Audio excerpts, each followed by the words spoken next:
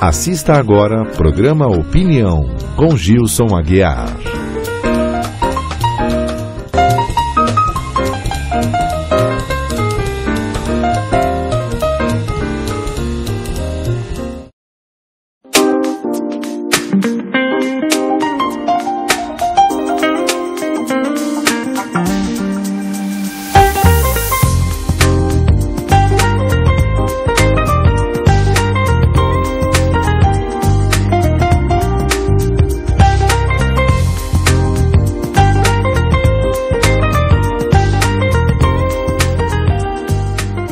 A legislação brasileira, ela muda, as leis mudam, mas o que leva uma lei a mudar? Ainda mais quando se fala de alguns códigos, o Código Civil, o Código Penal, a punição.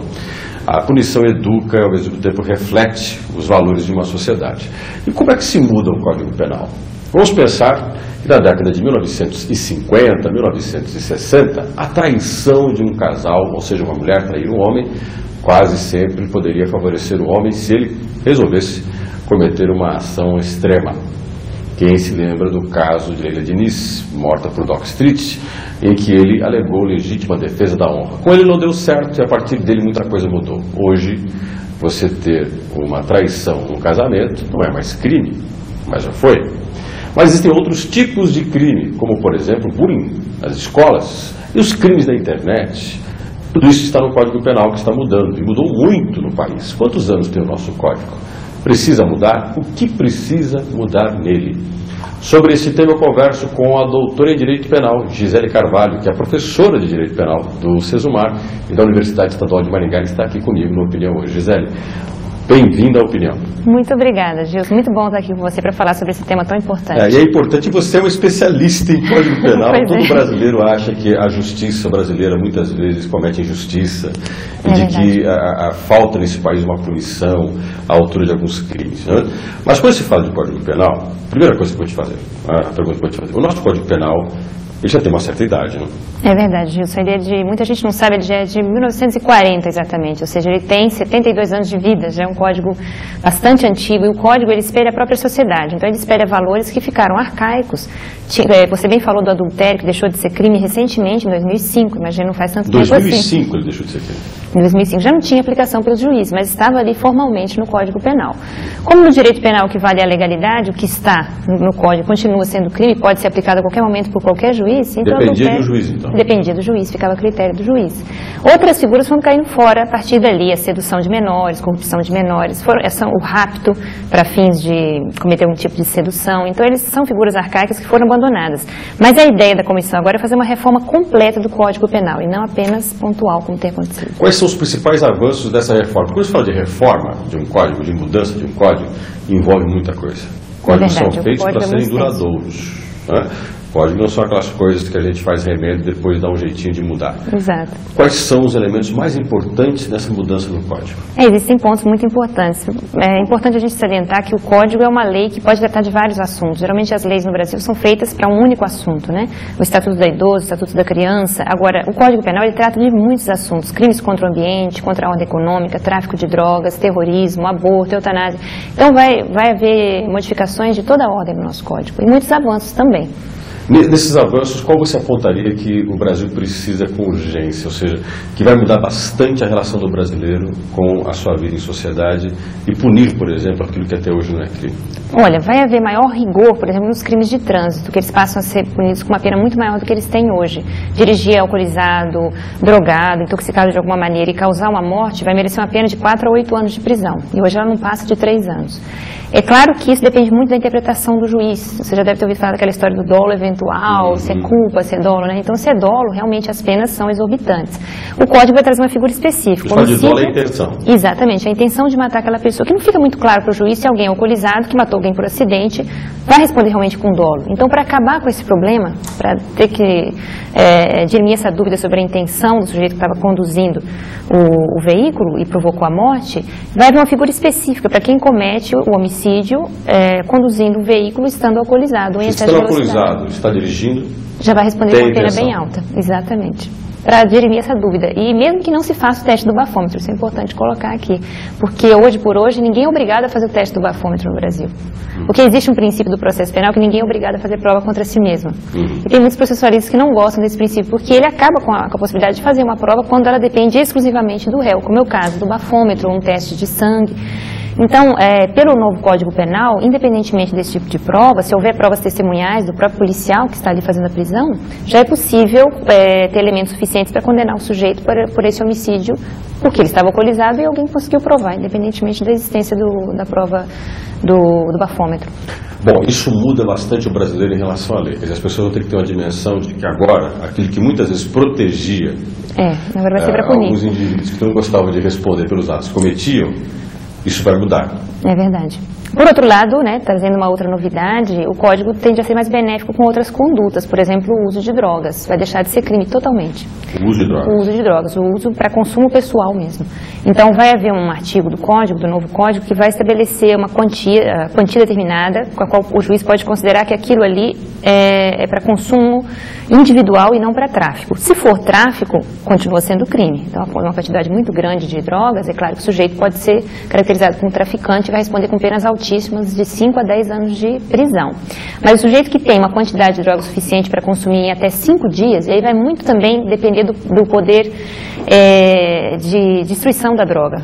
Quanto maior o poder de destruição, menor a quantidade que o sujeito pode ter consigo para dizer que vai consumir, não é? Então o juiz vai ter que fazer uma bela interpretação aí da norma. Uma coisa, por exemplo, seria você pegar uma pessoa com a quantidade de maconha, a outra seria você pegar uma pessoa, por exemplo, com a quantidade de LSD, com a quantidade de crack. Que é muito mais tóxico, né? Então você teria duas... Então, a quantidade vai ser diferenciada para esses até 5 dias. Passou disso, então já é considerado tráfico e pode ser punido. Sem essa caracterização, não vai haver nenhum tipo de pena. E hoje no Brasil, o uso de drogas continua sendo crime. Embora as penas sejam muito brandas, muita gente não sabe que continua sendo crime. Então no Brasil não se descriminalizou até hoje o uso de drogas. Vai ser a partir da entrada em vigor desse Código Penal. Uma das coisas que é polêmica e que a Gisele trabalha, inclusive é um dos seus trabalhos de maior dedicação em relação ao Código Penal, é a discussão sobre a eutanásia. É verdade. Que é muito polêmica. Ou seja, até que ponto as pessoas podem definir sobre o fim da vida de outra pessoa que está vegetando por causa de alguma doença. Tem uma questão de julgo moral, discussão ético-moral. Religião, ética, exatamente, que é uma questão polêmica. A vida a quem pertence, quem tem o direito de definir sobre ela, somos nós mesmos ou não. Como é que vai ficar essa questão no Código Penal? Bom, hoje por hoje o Código não menciona a eutanásia. Então é um homicídio como outro qualquer, as penas podem chegar até 20 anos de prisão. O novo Código faz o que eu considero correto, ele disciplina a eutanásia, ele realmente regulamenta a eutanásia, porque a gente já sabe que ela acontece clandestinamente nos hospitais, só falta realmente uma regulação. Onde existe ela clandestinamente? Existe. E como existe? Na verdade, como é que ela ocorre? Ela ocorre sobretudo, é um delito que a gente fala que é um delito que tem uma cifra negra muito alta, é um crime que ninguém se interessa em punir, porque a própria vítima foi quem pediu a morte, e os familiares são os primeiros interessados em abafar o caso. Então são crimes que não têm nenhum tipo de transcendência, a gente não é que ela não aconteça, acontece, mas eu nunca vi nenhum julgamento de eutanásia no Brasil, para você ter uma ideia. É um impacto. Porque todo mundo tem muito interesse em que aquilo fique, o médico, os familiares, o próprio doente que termina morrendo, todos eles têm interesse em que aquilo seja muito abafado. Mas termina sem garantias, né, Gilson? Pode ser que tenha gente que não queira morrer, que termine morrendo por essa falta de regulação. Esse é o risco, por isso que eu acho que tem que regular a eutanásia. Existem setores, francamente, opostos à regulamentação da eutanásia, mas eu acho que isso é mais garantia para a gente do que não existe regulação alguma, né? Porque tudo acontece de maneira muito clandestina, muito oculta. Se existe uma lei que realmente disciplina as condições em que a eutanásia pode deixar de ser crime, eu acho que é mais garantia para quem quer morrer e para quem não quer. E no Brasil, você colocou um dado interessante, o quanto certas coisas acontecem de forma oculta. Ou seja, se cria um pacto entre as pessoas, se estabelece uma regra, um cotidiano, em que não se respalda pela lei e se geram N possibilidades. Uma delas, discussão complicada, que é a questão do aborto. Exatamente. É exatamente como a eutanásia, né? Acontece, nesse caso a vítima realmente nunca nem nasceu, e não se criminaliza, e não se pune. Na verdade é crime, o aborto tem penas altas, no Brasil até 10 anos, mas não se pune. No nosso novo código vai continuar sendo punido, mas com menos hipocrisia, eu considero. Porque as hipóteses de descriminalização, que eram só 2, no caso de estupro ou de risco de vida da mãe, que são as hipóteses atuais do Código Penal, elas vão ser ampliadas também para o caso do aborto do feto anencefálico, ou que tem algum tipo de anomalia, E aí, algum tipo de anomalia eu considero um pouco amplo demais para o juiz decidir, né? Ou seja, que tipo de doença que o feto tem que vai poder motivar o aborto. E uma quarta hipótese, que é o caso da mulher querer fazer o aborto até a 12ª semana de gestação, ou seja, até o final do 3º mês, sem nenhuma necessidade de motivar a sua escolha. Então, de fato, o aborto vai ser descriminalizado no Brasil até o 3º mês de gestação. E aí tem um dado interessante, voltando à questão do aborto, a antropóloga da UNB, Renata Diniz, fez um levantamento que ela está tendo agora, inclusive, um trabalho imenso com a questão do aborto, em que de cada 5 mulheres com mais de 40 anos, uma delas já fez aborto, ou por medicamento abortivo, ou por uma clínica clandestina. Elas acabam parando no hospital, quase sempre, para terminar de fazer o aborto que elas não conseguiram fazer. Exato.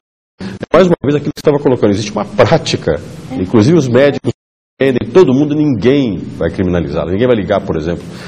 Por isso, eu só estou aqui com a mulher que acabou de fazer aborto. Quer dizer, exatamente. Esse pacto vai acabar, então, com o novo código? Vai acabar porque vai ser descriminalizado até o 3º mês. A partir daí, o aborto continua sendo crime, mas não se sabe também se vai ser punido, né? Isso não significa um maior rigor. Na verdade, diminuir o rigor. Continua essa sombra, então? Continua, mas é claro que, a meu ver, diminui a hipocrisia. Ou seja, existe uma margem que vai se aceitar o aborto, porque, afinal de contas, se ele já é praticado, por que não legalizar, como você falou, para dar mais garantias para a mulher que faz o aborto? Por que não? Porque existe uma oposição também muito forte do ponto de vista das bancadas evangélicas no Congresso Nacional, que são contra qualquer tipo de agressão à vida, seja na eutanásia ou no aborto. Então, por esses 2 pontos, eu considero que o Código talvez não consiga ser reformado agora, porque são as 2 figuras mais polêmicas da aborto e eutanásia do nosso anteprojeto de Código Penal. Agora, Gisele, quando se fala de uma sociedade, aí vamos entrar numa discussão que eu considero vital. Eu gostaria que você travasse essa discussão comigo. Existe uma sociedade de fato, que produz os fatos, que produz a eutanásia, que produz o aborto, que consome as drogas. Existe uma sociedade que a gente idealiza, às vezes expressa ela entre os congressistas e seus discursos, fundados em instituições religiosas, em princípios de igualdade, da idealização do homem e da mulher. Um Código Penal vem a servir quem? O fato ou a ideia que a gente faz dessa sociedade? O atual Código Penal é essa ideia que você falou, né? Que não corresponde à realidade. Ele serve totalmente a essa ideia. É uma ideia da década de 40, como a gente deixou claro no começo da entrevista, e que não acompanhou a evolução da nossa sociedade. Então, eu considero que é o momento de mudar. Quais os riscos, Gilson? Quando a gente trabalha a questão tanto do aborto quanto da eutanásia, existe um argumento muito forte que não é relacionado tanto à proteção da vida, como um bem absoluto, que eu entendo que, né, as pessoas que têm uma convicção religiosa maior respeitam essa opinião, elas sejam favoráveis à proteção da vida em si mesma, independentemente de se querer ou não terminar com ela, ou de se renunciar a ela, no caso da eutanásia. Existe um argumento forte, difícil de derrubar, que está relacionado àquele risco de que, abrindo essa porta, outros casos entrem por ela, casos que a gente exatamente não quer que entrem ali. É como eu te disse antes, se a gente legaliza a eutanásia, como aconteceu na Holanda, os números da eutanásia, eles tendem a subir, a serem bastante incrementados logo nos primeiros anos depois da descriminalização.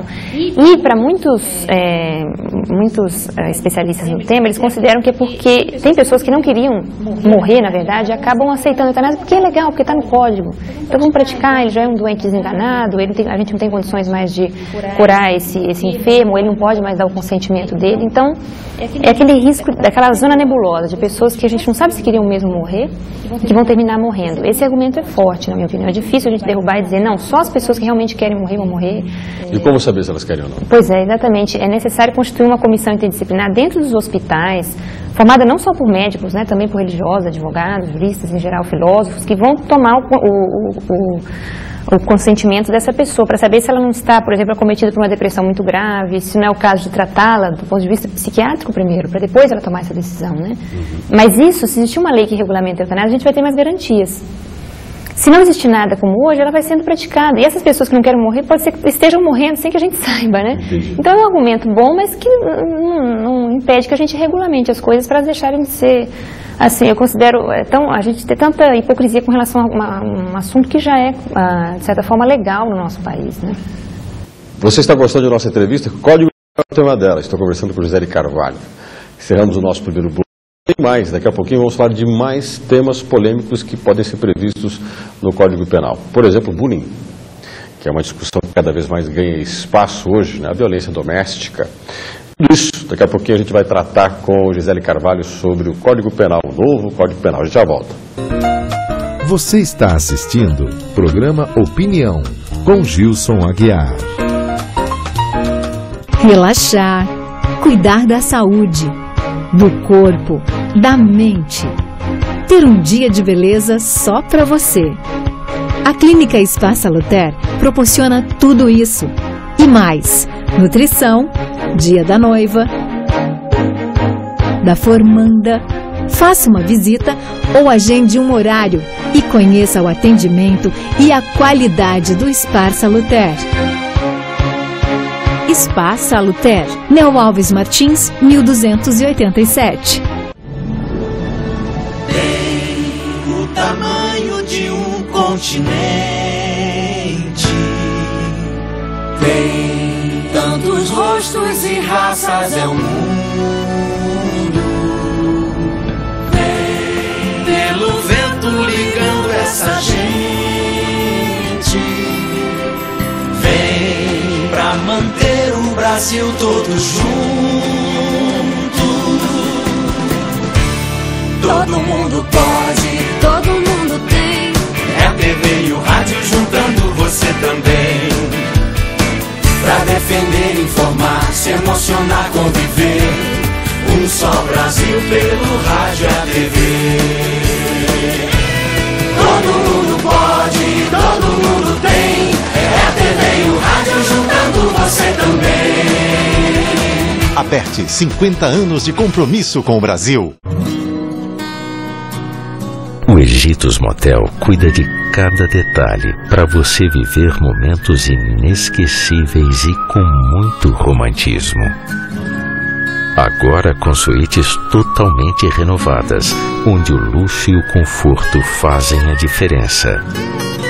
Descubra os enigmas da sedução. www.egitosmotel.net.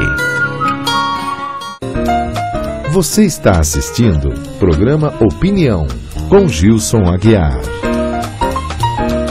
A Opinião está de volta com o tema polêmico hoje. Estamos conversando com o Carvalho, doutora em Direito Penal, professora de Direito Penal do Sesumar da UEM. E o nosso tema envolve uma série de discussões quando se fala de código que está mudando. E Gisele, nós conversávamos no bloco anterior sobre a eutanásia, terminamos o bloco falando disso. Mas existem outras formas de violência que têm crescido muito. Vamos pegar a homofobia. Volta e meia nós temos aí retratado a homofobia. Tivemos uma discussão sobre uma cartilha polêmica do Ministério da Educação, de divulgar nas escolas para combater a homofobia. Aí nós tivemos mais uma vez uma bancada de parlamentares ligadas a instituições religiosas que diziam que isso era um incentivo à homofobia. Como tratar isso, Gisele? O que é essa homofobia? Como é que a gente pode delimitá-la como um problema quando você tem, inclusive, dentro do próprio Congresso, pessoas que a estimulam? Como é que o Código Penal pode tratar isso? É um assunto bastante polêmico, Gilson. Hoje por hoje, eu não vou dizer que não existe punição no nosso código. Ele só não faz referência, claro, à homofobia. Mas qualquer tipo de preconceito, de injúria, enfim, de ofensa que se possa irrogar contra alguém por motivo de raça, de crença, de religião, algum preconceito que se tenha, já é punido, uma forma de injúria. Agora, é claro, o nosso código ele vai colocar isso de forma ostensiva. Então, lá no homicídio, a gente tem as motivações do homicídio que qualificam o homicídio. Não aparece a homofobia, vai passar a aparecer. Então, matar alguém por essa razão vai poder chegar a uma pena de 30 anos de reclusão. Hoje não tem essa possibilidade. Lesionar alguém por essa razão também vai merecer uma pena muito maior do que uma lesão corporal simples. Então a homofobia vai aparecer como um agravante de vários crimes. Além disso, vai haver um capítulo só dedicado aos crimes de preconceito, de raça, cor, etnia, religião e também orientação sexual. Sério, quando nós temos hoje na sociedade, falando dessa questão do abuso sexual, nós temos hoje a infância sendo sexualizada muito cedo. Ou seja, as meninas e os meninos convivem com a estética, com a sexualidade, com a maturidade aparente muito rápido. Então você tem, por exemplo, garotas de 14 e 15 anos que saem à noite como mulheres, são vistas como mulheres, agem como mulheres e são tratadas como mulheres, com maior de idade. E encontram homens com mais de 21 anos. Podem manter relações sexuais com esses homens. E nenhum deles jamais diria, estou saindo com uma menor de idade. Talvez se soubesse que é uma garota de 14, 15 anos, não sairia com ela. E ele estaria na prática cometendo o abuso sexual a menor. Quer dizer, como é que o novo código trata disso? É verdade, esse assunto é extremamente polêmico. O nosso atual Código Penal ele já foi reformado, aconteceu uma reforma importante em 2009, que é um código de 1940, como a gente falou, que teve que se atualizar nesse aspecto da sexualidade, e houve uma reforma importante porque até 2009 se considerava possível haver a corrupção de menores para aquele menor que está na faixa etária de 14 e 18 anos. Então, quem seduzisse um menor nessa idade respondia pelo crime de corrupção de menores. Esse crime foi totalmente abolido em 2009 por essa reforma setorial do Código.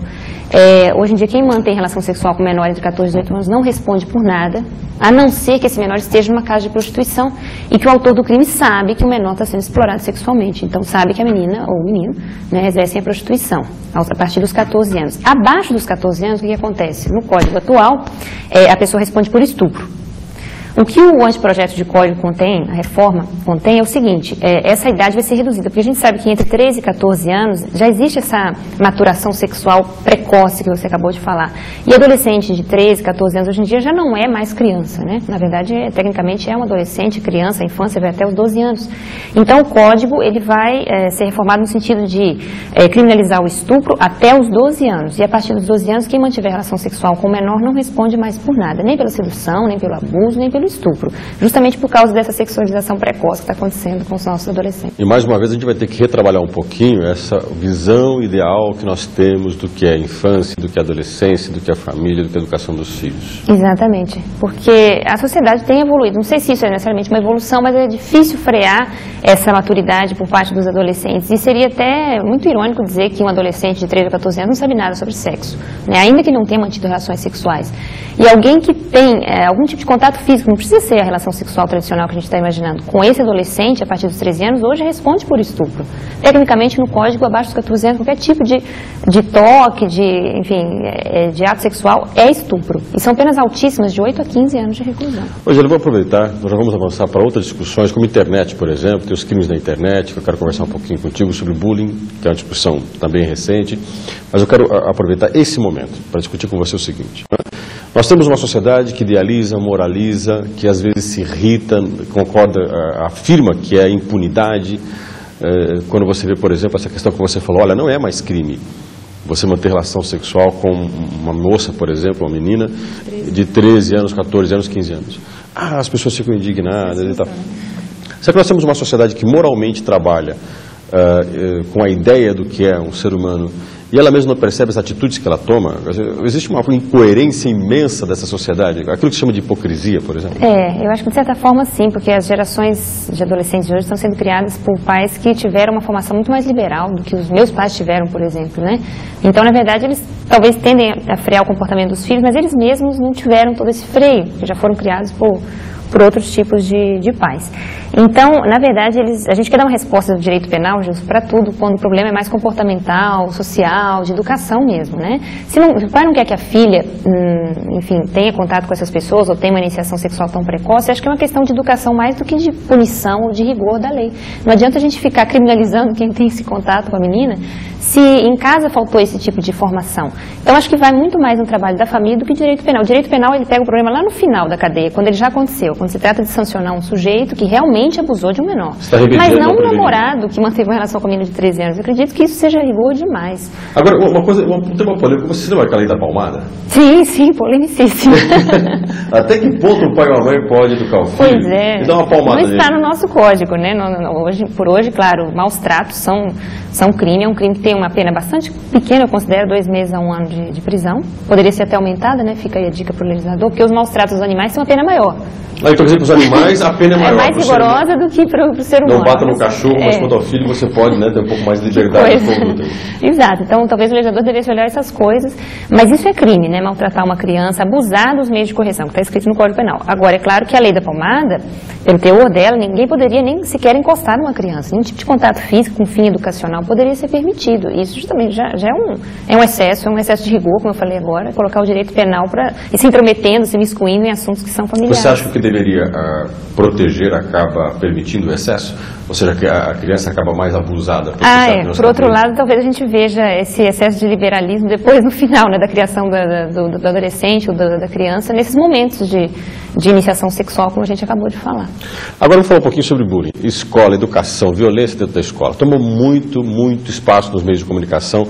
Os vídeos que são postados no YouTube, inclusive com filmados no YouTube, jovens brigando dentro da sala de aula, eles limpam a sala e começam, né, a agressão. Grupos que se organizam, inclusive para humilhar um estudante. Tudo isso é fato. Mas tem uma sociedade que cultua a violência. Uma sociedade que propaga a violência nos meios de comunicação também. Você assiste filmes onde a violência é considerada uma regra. Você tem uma idolatria a personagens extremamente violentos. Agora você vai tentar punir o agressor, sendo que a gente cultua ele também. Como é que funciona? E mais uma vez a gente vai trabalhar com a remediação. O direito penal, que é o último recurso que tem a nossa sociedade para poder coibir um comportamento, é o direito penal. É o mais rigoroso, ele mexe com a liberdade do indivíduo, ele deixa marcas, né? Quem é condenado realmente nunca volta a ser a mesma pessoa. Então a gente diz que ele é a última ratio, o último recurso do legislador, meio mais extremo de intervenção. Então ele vai ser usado para coibir um comportamento que a gente mesmo falou agora em relação também à criação, né, dos filhos, dos adolescentes, que é um problema mais social, mais sociológico do que tudo. Se a gente cultua a violência, essa mesma sociedade depois vai lá e pune a criança que pratica essa violência. Eu não sou favorável à criminalização do bullying, como está no nosso anteprojeto de código, porque ali vai haver a punição com penas até bastante altas, 2 a 4 anos de prisão, de um outro adolescente que pratique bullying contra um adolescente, ou criança em relação a criança. E a gente sabe que na prática a criança não vai presa. Nem o adolescente vai, ele fica na Fundação Casa, mas por no máximo 3 anos. Então isso vai adiantar alguma coisa? Talvez seja para o pai dizer, olha, meu filho, bullying agora é crime, cuidado, né? Quando eu deveria falar, meu filho, respeita as pessoas, né? A professora falou que você está fazendo isso, enfim. Uma questão de educação. Eu acho que quando o direito penal intervém, já é tarde demais. Existem outros instrumentos de controle social que são informais e muito mais eficazes, né? A família, a igreja, o trabalho, enfim, os amigos, tudo isso consegue coibir muito mais o indivíduo de praticar um comportamento criminoso do que uma pena que está... Aí você inclui também o assédio moral? Também. O bullying, na verdade, isso é uma forma de assédio moral. Até bom que o pessoal saiba. O bullying é só uma das formas de assédio moral. O assédio moral pode acontecer na família, o assédio moral, por exemplo, do marido em relação à mulher, ou da mulher em relação ao marido, tem muito também. Ele pode acontecer no trabalho, que é chamado de mobbing, e é muito grave também, né? Às vezes o empregado que não aguenta mais, não suporta o ambiente de trabalho, porque é literalmente acossado pelo seu empregador ou pelos seus companheiros. Pode acontecer na vizinhança, existe um bullying imobiliário, às vezes vizinhos querendo expulsar os outros do prédio, né, do prédio de apartamentos, coloca lixo na porta, enfim, escreve alguma coisa, faz algum tipo comete alguma falta de educação em relação ao vizinho, para ver se ele sai logo ali do condomínio de vizinhos. E em relação às crianças é o chamado bullying na escola, mas são todas formas de assédio moral.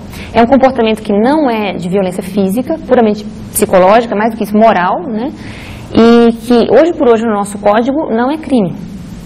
É claro, em alguns casos extremos eu considero que deve se criminalizar. No caso das crianças eu acho que o remédio é outro. A educação, a prevenção. Exatamente.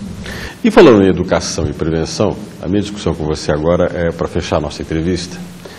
É você que é uma especialista em Código Penal, você estuda isso, né? Tem se dedicado uma boa parte da sua vida a entender isso. E você falou várias vezes na nossa entrevista, tem aí algo que antecede a punição, Exato. Que é a educação, que é uma sociedade extremamente despreparada para lidar consigo mesmo. Na sua opinião, essa sociedade brasileira que você estuda, que tinha um código por 70 anos, né? Um setentão, essa sociedade tem que aprender a se refazer, ou seja, essa sociedade não vai se resolver com o Código Penal. Não vai, gente, não vai mesmo. Eu vejo por outras sociedades que já resolveram punir, né, usar o direito penal como mecanismo de punição desses comportamentos e não adiantou praticamente nada. E a gente nem precisa ir muito longe. O próprio Brasil criou algumas leis. O Brasil, para você ter uma ideia, é o país que mais criminaliza comportamentos no mundo. Se fosse matéria de criminalização lá em Brasília, nós estaríamos no céu da paz. Quer dizer, não é isso que vai adiantar. Nós temos uma lei de crimes hediondos muito rigorosa, de 1990. Né, já fez mais de 20 anos de vida. Adiantou alguma coisa? Os crimes hediondos diminuíram? Não, eles aumentaram. Os crimes hediondos são crimes de sangue, né, homicídios, continuam acontecendo, talvez até em maior escala do que em 1990. Adiantou? Não adiantou nada. Então, por isso que eu considero que o direito penal tem o seu espaço, é imprescindível, né, por respeito aos direitos dos cidadãos, mas ele realmente é o nosso último recurso. Muito antes disso, a nossa sociedade tem que se reorganizar. A experiência que eu tive vivendo no estrangeiro é que as pessoas, nessa sociedade onde eu morei, na Europa, elas convivem com um índice muito menor de criminalidade, suportam índices menores de criminalidade, porque a sociedade está muito mais organizada para se autodisciplinar, antes de ter que chegar aos tribunais. Então, existe uma paz social muito maior que serve de fundo para esses comportamentos regrados. É quase que natural do cidadão nesses países respeitar as leis. Enquanto que é um pouco natural do brasileiro desrespeitar, né? A gente vai dizer do jeitinho brasileiro. Seria mais ou menos assim, que relações melhores, regras menores, regras maiores, relações piores. Exatamente. E é o direito penal que vai mexer com tudo isso e melhorar a nossa sociedade? Eu acredito sinceramente que não. Conversei com Gisele Carvalho. Ela é doutora em Direito Penal, professora de Direito Penal no Sesumar, na Universidade Estadual de Maringá. Gisele, muito obrigado pela sua presença. Obrigada a você, Gilson. Adorei participar da opinião. Nós gostamos muito da sua presença. Até o nosso próximo programa.